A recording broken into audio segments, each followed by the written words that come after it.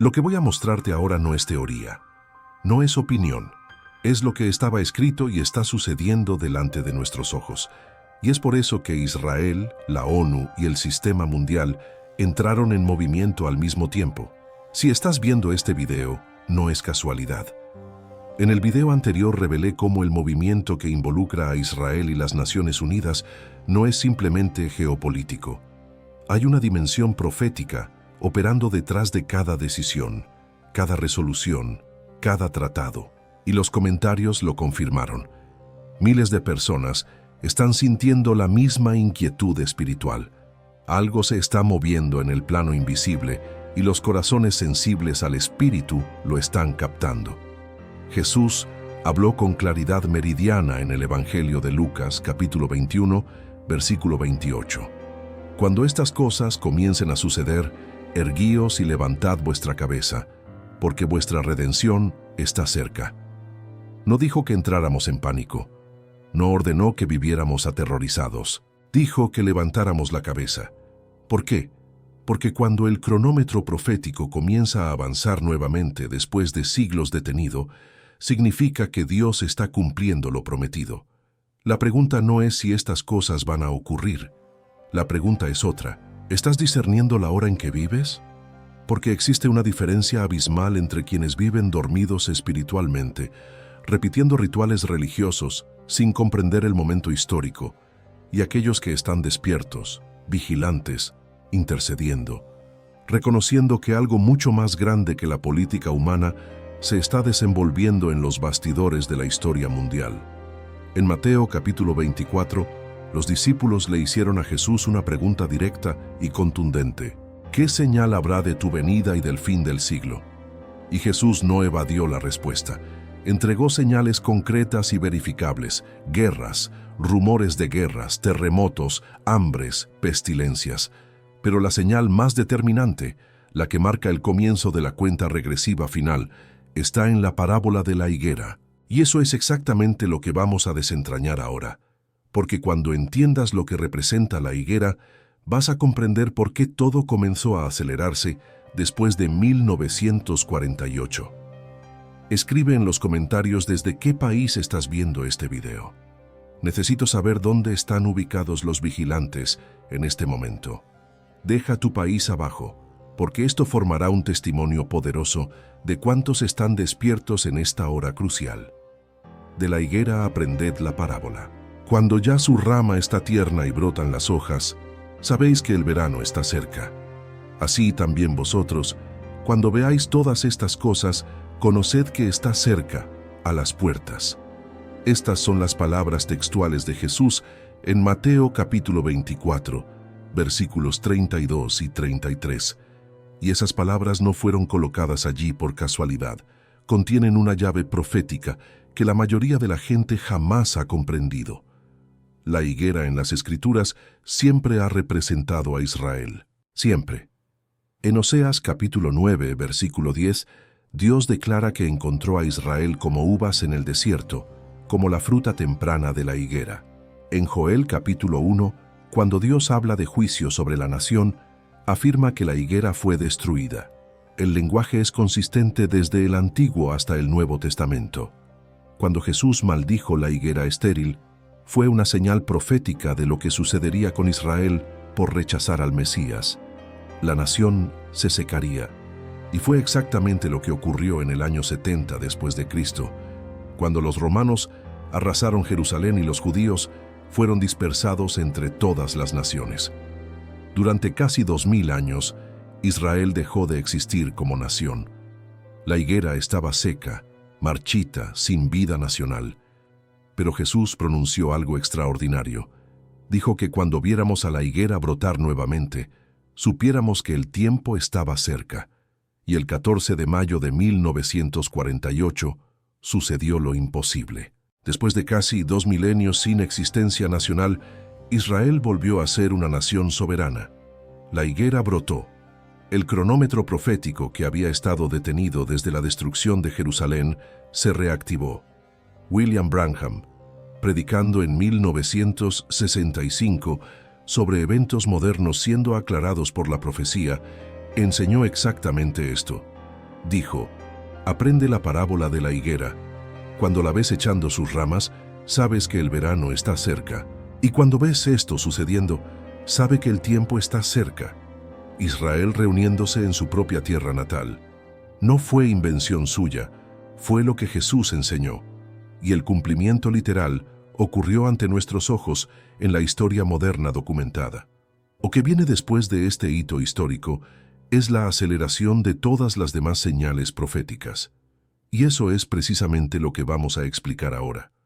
Ahora te voy a mostrar algo que conectará todo lo que has visto hasta ahora. En el libro de Daniel capítulo 2, el rey Nabucodonosor tuvo un sueño que perturbó su espíritu profundamente.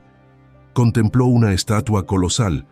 La cabeza era de oro, el pecho y los brazos de plata, el vientre y los muslos de bronce, las piernas de hierro, pero los pies eran una mezcla extraña e inestable de hierro con barro cocido. Y mientras observaba, una piedra cortada sin intervención de manos humanas golpeó los pies de la estatua y toda ella se desmoronó hasta convertirse en polvo. Daniel interpretó el sueño con precisión absoluta.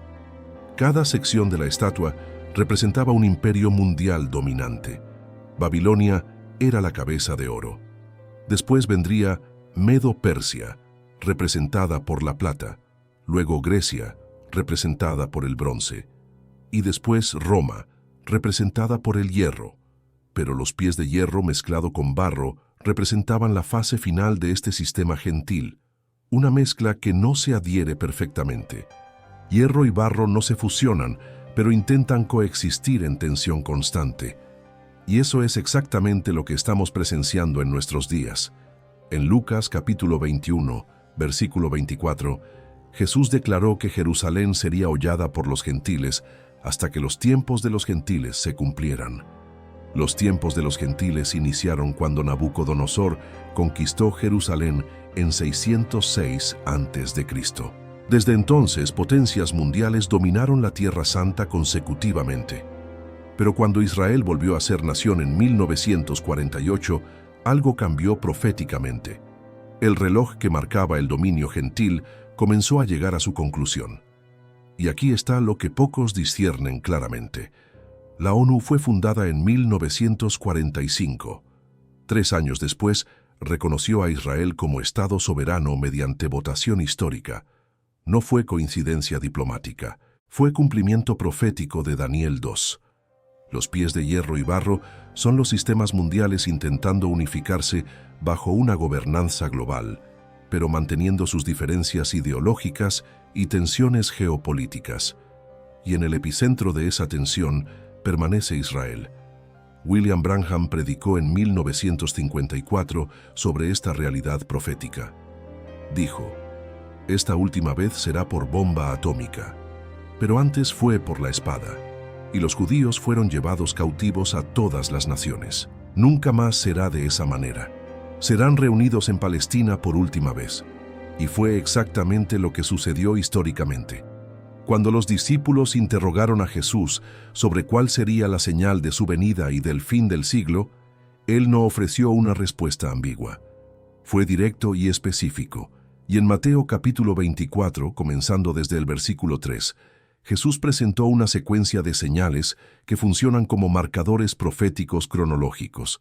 Y lo que muchos no perciben es que estas señales no suceden aisladas. Se intensifican, se multiplican, se aceleran como las contracciones de un parto. Jesús declaró: oiréis de guerras y rumores de guerras.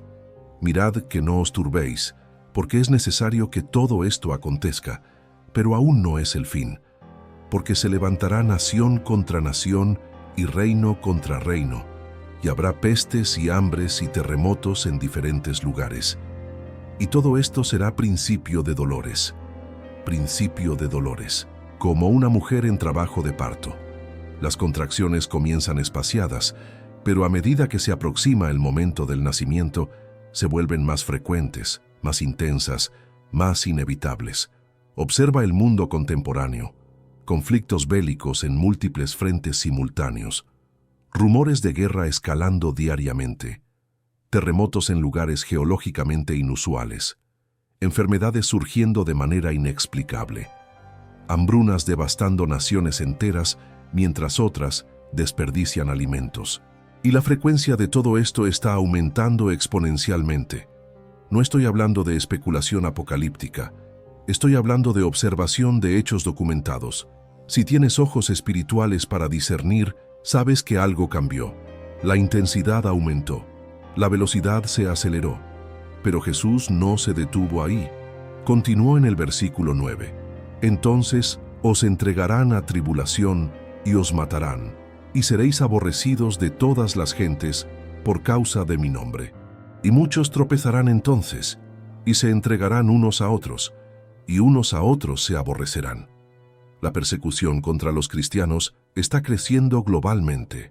La intolerancia contra quien predica la verdad sin diluirla está aumentando. Y dentro de la propia iglesia hay traición, división, frialdad relacional. Todo esto es cumplimiento literal de lo que Jesús profetizó hace 2000 años. En el versículo 12, Jesús pronunció algo devastador. Y por haberse multiplicado la maldad, el amor de muchos se enfriará. La iniquidad se está multiplicando exponencialmente. Y junto con ella, la frialdad espiritual masiva. Iglesias repletas de personas, pero vacías de poder transformador. Cultos con sonido estridente, pero sin presencia manifiesta de Dios. Predicaciones motivacionales humanistas, pero sin convicción genuina de pecado. El apóstol Pablo escribió algo estremecedor en 2 Tesalonicenses capítulo 2 versículo 7. Porque ya está en acción el misterio de la iniquidad. Ya está en acción. No comenzará a operar en el futuro. Ya está trabajando activamente. Y la palabra misterio aquí significa algo que está oculto, operando entre bastidores, preparando el terreno para la manifestación final del sistema opuesto a Dios. Este misterio no es simplemente una conspiración humana ordinaria, es algo espiritual moviéndose a través de estructuras humanas. Pablo continúa explicando que hay algo o alguien que detiene este misterio, pero cuando sea quitado de en medio, entonces se manifestará aquel inicuo. Y aquí está el punto crucial. Mientras el Espíritu Santo todavía restringe el mal, la manifestación completa de ese sistema no puede ocurrir. Pero la preparación ya está rodando. El escenario está siendo montado. Los actores están entrando en sus posiciones asignadas. En Apocalipsis capítulo 13, Juan contempló una bestia que subía del mar. Esta bestia tenía autoridad sobre toda tribu, lengua y nación, y la adoraron todos los moradores de la tierra cuyos nombres no estaban escritos en el libro de la vida del Cordero. Un sistema mundial, una gobernanza unificada, una narrativa controlada centralizadamente, una lealtad impuesta. Esto no es ficción distópica, es profecía bíblica, y las piezas de ese tablero profético ya están moviéndose estratégicamente. Daniel capítulo 7, versículo 25, revela que ese sistema intentará cambiar los tiempos y la ley, cambiar lo que era absoluto, reescribir lo que era moral, relativizar lo que era sagrado e inmutable. Y mira a tu alrededor con discernimiento. La verdad está siendo etiquetada como mentira, el bien está siendo llamado mal, y quien permanece firme en la palabra es rotulado como intolerante, radical, peligroso para la sociedad. Lo que está sucediendo no es meramente un cambio cultural generacional, es la preparación espiritual para el cumplimiento de 2 Tesalonicenses 2, versículo 11. Dios les enviará un poder engañoso para que crean la mentira. Cuando las personas rechazan la verdad continuamente, llega un momento en que Dios permite que sean entregadas al engaño. Y eso es aterrador, porque significa que habrá quienes sinceramente creerán la mentira y rechazarán la luz con convicción. Lucas capítulo 21, versículo 25, declara que habrá señales en el sol, en la luna y en las estrellas, y en la tierra angustia de las gentes, confundidas, perplejidad absoluta, incapacidad de comprender lo que está aconteciendo. Pero para quien conoce las Escrituras, no hay perplejidad, hay claridad profética. Esto no es solo un video, es un testimonio público de que disciernen los tiempos. Apocalipsis capítulo 3, versículo 14. Juan escribe a la última de las 7 iglesias históricas, y escribe al ángel de la iglesia en la Odisea, y lo que Jesús comunica a esa iglesia es absolutamente devastador. Yo conozco tus obras, que ni eres frío ni caliente. Ojalá fueses frío o caliente, pero por cuanto eres tibio y no frío ni caliente, te vomitaré de mi boca. La Odisea representa la era final de la iglesia, la era donde la mayoría posee apariencia de piedad, pero niega la eficacia de ella.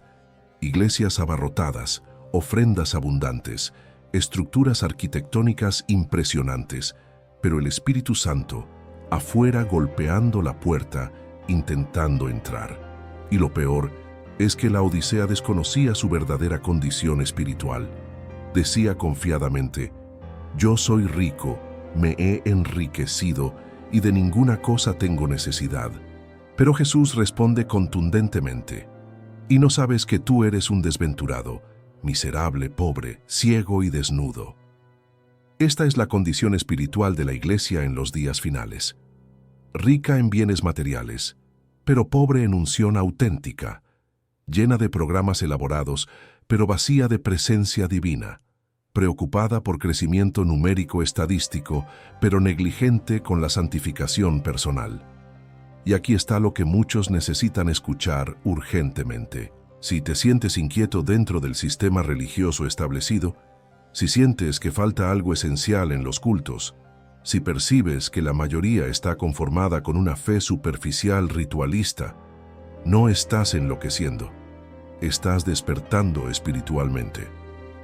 En Mateo capítulo 25, Jesús narró la parábola de las 10 vírgenes. Todas poseían lámparas, todas esperaban al esposo, pero 5 eran prudentes y 5 insensatas. La diferencia no residía en la religiosidad externa, residía en el aceite, residía en la reserva espiritual genuina, residía en la preparación auténtica del corazón, y cuando el esposo llegó inesperadamente, solo las que tenían aceite suficiente entraron. Las demás quedaron afuera suplicando. Jesús finalizó esa parábola declarando: velad pues, porque no sabéis el día ni la hora en que el Hijo del Hombre ha de venir. Velar no significa vivir ansioso. Velar significa permanecer despierto espiritualmente. Es no dejarse arrastrar por la tibieza generalizada. Es mantener el fuego encendido mientras todos alrededor se enfrían progresivamente. Y aquí está la verdad que pocos predican. Apocalipsis 3, versículo 20. Jesús declara: he aquí, yo estoy a la puerta y llamo. Si alguno oye mi voz y abre la puerta, entraré a él. Este versículo no es para el mundo incrédulo, es para la iglesia tibia, porque Jesús está afuera de la iglesia morna, llamando a los que todavía tienen oídos para escuchar. Amós capítulo 4, versículo 12. Prepárate para venir al encuentro de tu Dios, oh Israel. Esta no es una sugerencia diplomática, es una orden profética imperativa. Y si fue pronunciada para Israel, ¿cuánto más para la iglesia que posee la revelación completa del plan redentor de Dios a través de Cristo? Prepararse no significa entrar en pánico irracional, significa posicionarse espiritualmente de manera correcta. Primera Tesalonicenses, capítulo 5, versículos del 1 al 6.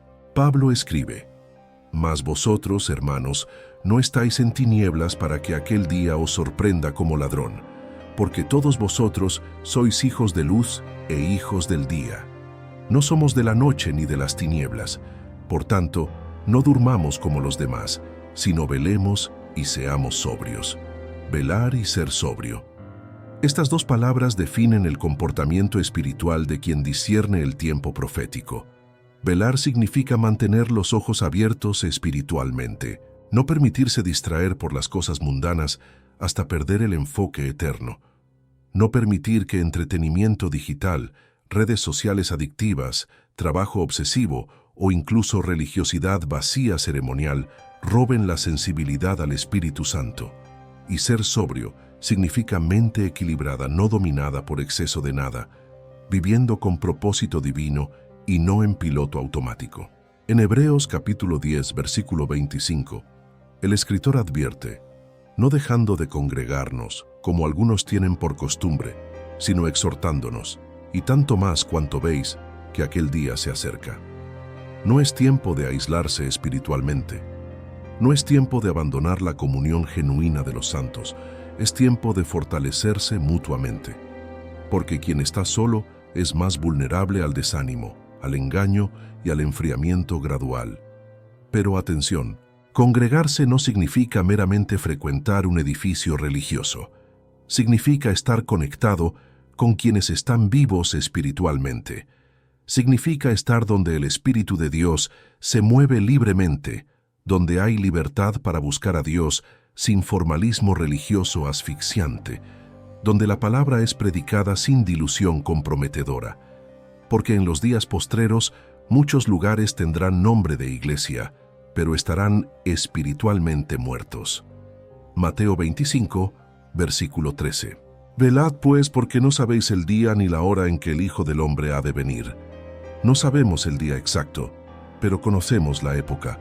No sabemos la hora precisa, pero reconocemos las señales convergentes. Y eso es suficiente para vivir preparados constantemente.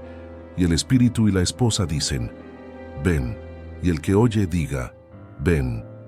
Apocalipsis capítulo 22, versículo 17. Este es el último llamado registrado en las Escrituras canónicas. No es una invitación casual diplomática, es un clamor urgente. El Espíritu Santo y la novia de Cristo están en perfecta unidad diciendo lo mismo, ven. Y quien escucha ese llamado tiene la responsabilidad de hacerlo eco. El que oye diga, ven. Todo lo que has contemplado aquí no fue entretenimiento religioso, fue revelación profética. La higuera brotó en 1948. Los tiempos de los gentiles están concluyendo. El misterio de la iniquidad ya está obrando activamente. La Odisea está tibia y autosuficiente. Y las señales que Jesús entregó se están cumpliendo delante de nuestros ojos con una velocidad sin precedentes en la historia documentada. Mateo 24, 44. Por tanto, también vosotros estad preparados, porque el Hijo del Hombre vendrá a la hora que no pensáis.